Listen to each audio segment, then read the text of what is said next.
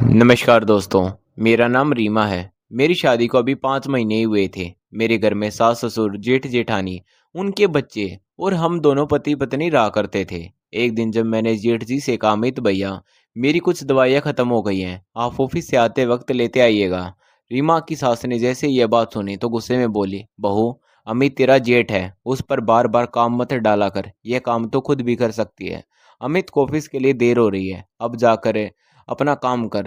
रीमा बिना कुछ कहे चुपचाप रसोई में चली गई और सबके लिए खाना बनाने लगी। घर में सभी लोग थे, लेकिन फिर भी उसे अपने पति के बिना बिल्कुल भी मन नहीं लगता था।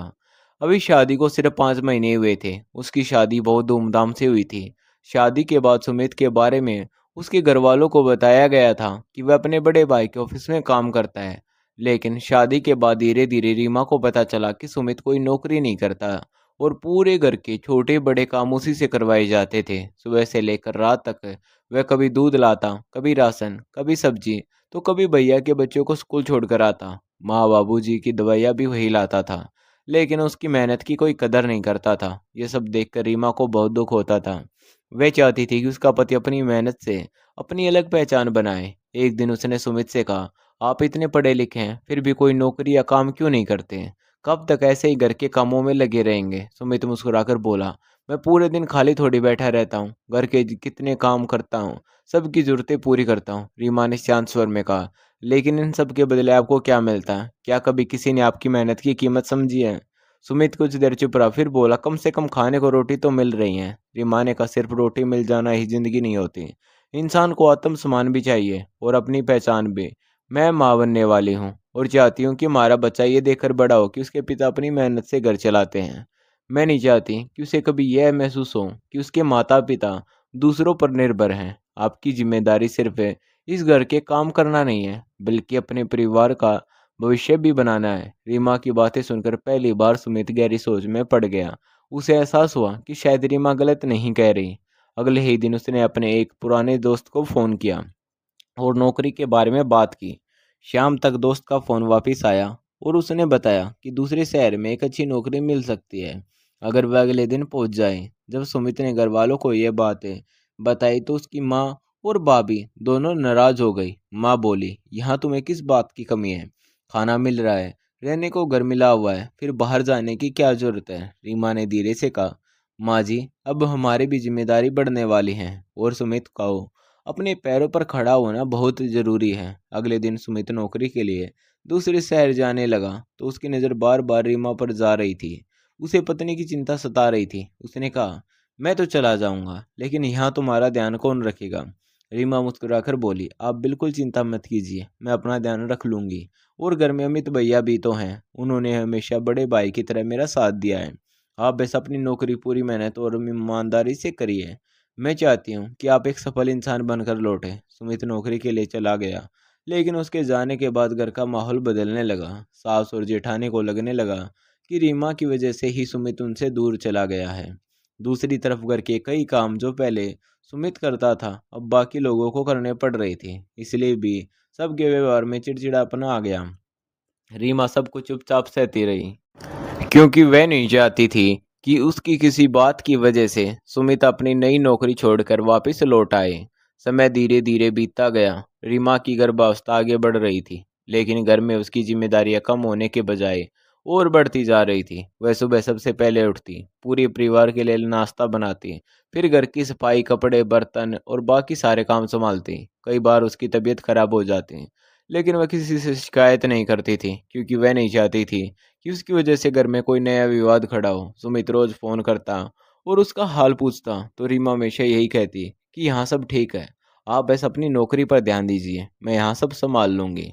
हालांकि उसके चेहरे की थकान और आवाज़ की उदासी उसके मन का हाल बता देती थी। अमित कई बार उसे देखकर कह देता, रीमा थोड़ा आराम भी कर लिया करो, डॉक्टर ने भी कहा है कि ज़्यादा मेहनत मत किया करो, तुम्हें अब अपने साथ साथ आने वाले बच्चों का भी ध्यान रखना है। लेकिन यह बात उसकी पत्नी को बिल्कुल अच्छी नहीं लगती थी। वह मन ही मन सोचने लगी कि अमित हर बात में रीमा की चिंता क्यों करता है। धीरे धीरे उसके मन में बेवजह की शंका घर करने लगी। वह हर छोटी बात का अलग नज़र से देखने लगी, जबकि अमित के मन में सिर्फ जिम्मेदारी और अपनापन था। एक दिन रीमा का बहुत मन हुआ कि कुछ चटपटा खाया जाए। उसने काफ़ी देर तक सोचा, फिर हिचकिचाते हुए अमित को फ़ोन किया और बोली, अमित भैया, अगर लौटते समय सुविधा हो तो मेरे लिए गोलगप्पे लेते आइएगा, आज बहुत मन कर रहा है। अमित हंसकर बोला, ठीक है छोटी बहन, तुम्हारे लिए ज़रूर ले आऊँगा। शाम को जब वह ऑफिस से लौटा तो बाकी सामान के साथ गोलगप्पे भी ले आया। उस समय घर के ज़्यादातर लोग अपने अपने कमरे में जा चुके थे। रीमा अपने कमरे में बैठकर खुशी खुशी गोलगप्पे खाने लगी। तभी जेठानी की नज़र उस पर पड़ गई। उसने देखा कि गोलगप्पे अमित लेकर आया है तो उसके मन की गलतफहमी और बढ़ गई।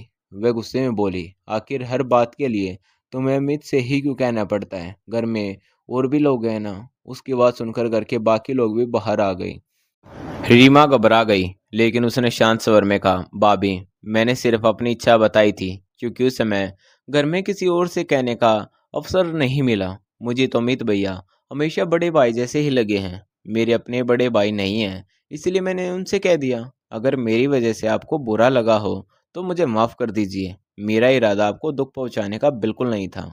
लेकिन जेठानी का गुस्सा भी शांत नहीं हुआ था। वह बोली, मुझे तुम्हारा यह व्यवहार ठीक नहीं लग रहा। तभी अमित बीच में आ गया और बोला, इसमें गलत क्या है? उसने मुझसे सिर्फ खाने की एक चीज़ मंगवाई है। अगर मेरी छोटी बहन जैसी देवरानी ने मुझसे कुछ कह दिया तो इसमें इतना नाराज़ होने की क्या बात है? रिश्ते भरोसे से मजबूत होते हैं, शक से नहीं। अगर हम एक दूसरे की मदद भी नहीं करेंगे तो परिवार होने का मतलब क्या रह जाएगा? अमित की बात सुनकर कुछ देर के लिए माहौल शांत हो गया, लेकिन जेठानी के मन की उलझन पूरी तरह खत्म नहीं हुई। वह बाहर से चुप हो गई, लेकिन अंदर ही अंदर गलतफहमी बनी रही। कुछ दिन बाद रीमा की सास अपने गांव चली गई और उसी दिन जेठानी अपनी एक सहेली के यहाँ चली गई।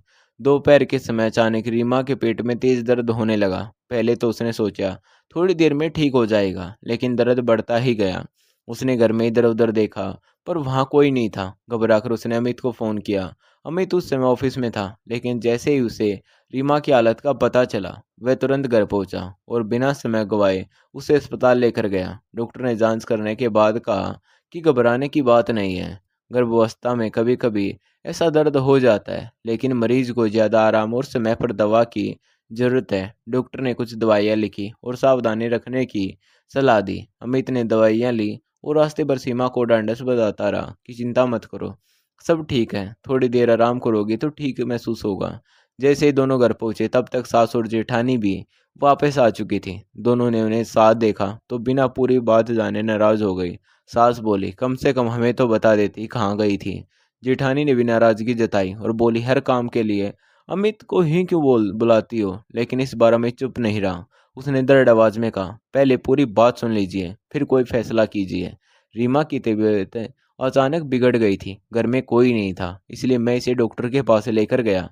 अगर मैं भी मदद न करता तो क्या इसे अकेले दर्द सहने के लिए छोड़ देता? वह मेरे छोटे भाई की पत्नी है और मेरे लिए छोटी बहन जैसी है। उसका ध्यान रखना मेरा भी फर्ज है। किसी की मदद करना गलत नहीं होता। गलत तो तब होता है जब हम जरूरत के समय मुंह मोड़ लेते हैं। रिश्तों की पहचान सम्मान और विश्वास से होती है, बेवजह के शक से नहीं। अमित की बातें सुनकर घर में कुछ पल के लिए सन्नाटा छा गया। रीमा की आंखों में आंसू आ गए।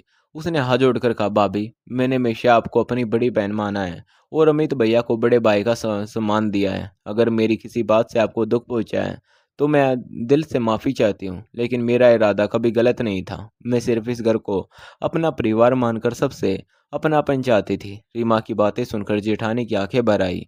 वह कुछ देर तक चुपचाप खड़ी रही, जैसे उसे अपनी ही शब्दों पर शर्म आ रही हो। फिर उसने धीमी आवाज में कहा, रीमा, मुझे माफ़ कर दो।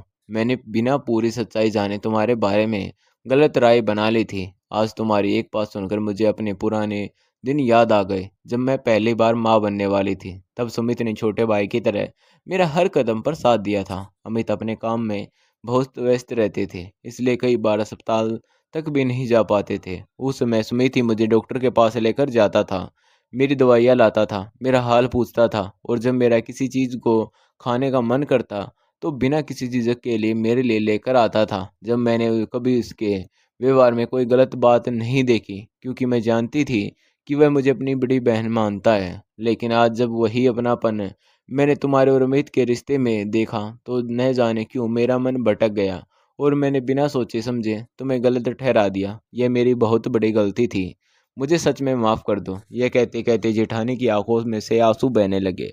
रीमा ने तुरंत आगे बढ़कर उनका हाथ पकड़ लिया और बोली, भाभी, परिवार में अगर मन साफ हो तो गलतफहमियां ज़्यादा देर तक नहीं टिकती। आपने अपनी गलती मान ली, मेरे लिए यही बहुत बड़ी बात है। मैं आपके मन में अपने लिए कोई गलत बोझ नहीं रहने देना चाहती। तभी सास भी आगे आई।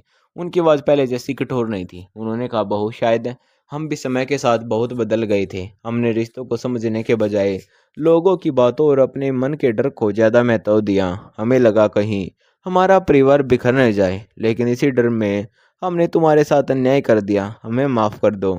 ससुर जी भी पहली बार बोले, बहू, तुमने इस घर की जिम्मेदारी बिना शिकायत निभाई, लेकिन हमने तुम्हारे त्याग की कभी कदर नहीं की। आज हमें अपनी गलती का एहसास हो रहा है। तभी दरवाजे पर किसी के कदमों की आवाज़ हुई। सबकी नज़र उधर गई तो सामने सुमित खड़ा था। उसे देखकर रीमा की आंखों से खुशी के आंसू बह निकले। सुमित ने मुस्कुराते हुए कहा, मैं कुछ देर पहले ही आया हूँ और बाहर खड़े होकर सारी बातें सुन चुका हूँ। जब रीमा मुझे फ़ोन पर अपनी परेशानियां बताती थी तब मुझे लगता था शायद वह भावुक होकर ज़्यादा सोच रही है, लेकिन आज अपनी आंखों से सब देखकर मुझे पूरी सच्चाई समझ में आ गई है। मैं आज एक खुशखबरी लेकर आया हूँ। मेरी नौकरी अब पहले से कहीं बेहतर हो गई है।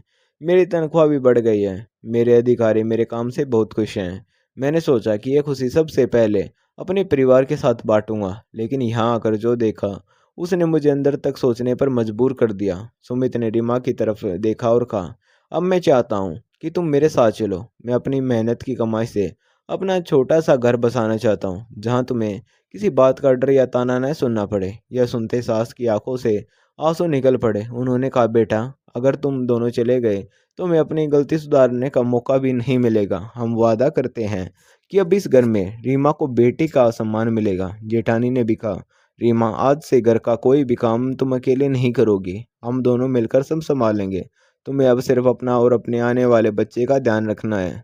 अमित भी मुस्कुराकर बोला, छोटी बहन, अब तुम्हें किसी बात की चिंता करने की जरूरत नहीं है। जब तक सुमित यहाँ नहीं है तब तक तुम्हारा बड़ा भाई हर जिम्मेदारी निभाएगा, लेकिन हमेशा रिश्तों की मर्यादा और सम्मान के साथ है। रीमा की आंखों में खुशी के आंसू थे। उसने कहा, मुझे किसी से कोई शिकायत नहीं है। मैं सिर्फ इतना चाहती थी कि आप सब मुझे समझें और अपनापन दें। परिवार तभी परिवार बनता है जब उसमें विश्वास और सम्मान दोनों साथ हों। सुमित ने भी कहा, इंसान से गलती हो सकती है, लेकिन जो अपनी गलती स्वीकार करके उसे सुधार रहे वही सच्चा अपना होता है।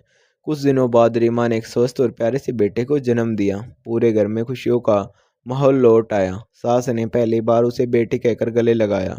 ससुर ने अपने पोते को गोद में ले उठाकर आशीर्वाद दिया। जेठानी ने रीमा की हर जरूरत का ध्यान रखा और अमित हमेशा बड़े भाई की तरह उसके साथ खड़ा रहा। 5 महीने बाद जब डॉक्टर ने सफर की अनुमति दी तब सुमित अपनी पत्नी और बेटे को अपने साथ नए शहर ले गया। वहां दोनों ने मिलकर अपनी नई जिंदगी की शुरुआत की, लेकिन इस बार उनके साथ परिवार का प्यार और आशीर्वाद भी था। हर रक्षाबंधन पर रीमा अमित को राखी भेजना कभी नहीं भूलती थी और अमित भी उसे अपनी छोटी बहन की तरह हमेशा सम्मान देता रहा।